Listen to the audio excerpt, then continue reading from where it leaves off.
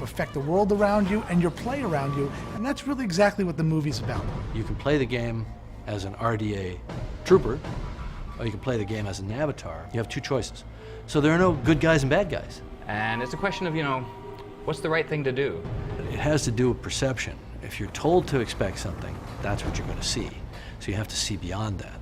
So one of the themes of the film is this idea of changing perception, changing the way you view other people, other cultures, and this environment. So, Pandora is kind of a metaphor for that. The players are presented with the same overall dilemma that the main characters in the movie are presented with. On one side, you have the technology, the RDA that came to Pandora to harvest. From an RDA perspective, they're just trying to do a job to get stuff back to Earth. Fighting for the RDA is what every gamer is expecting. Big weapons, a lot of explosions, big vehicles. It's all about your technology.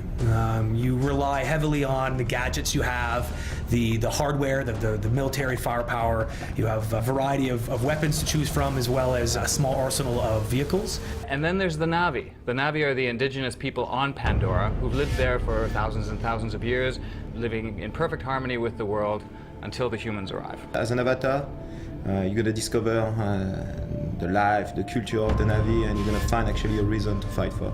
Right away, your perspective changes.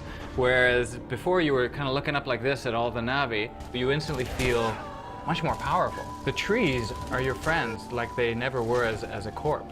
Fighting in your avatar body will have a completely different pace. It'll be more around melee combat. It'll be more about evaluating the situation and being a little bit more strategic about going in. It's an entirely different set of missions. It fits in with the overall story arc, but it's a very different perspective. You're a 10-foot tall soldier. Avatar the game is basically the story of two worlds in conflict.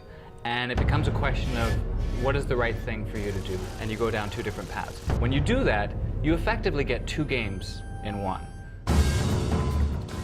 You've got great kick-butt military hardware. This is good old-fashioned chemical-powered projectile weapons that throw a lot of brass and make a lot of noise and have a lot of recoil.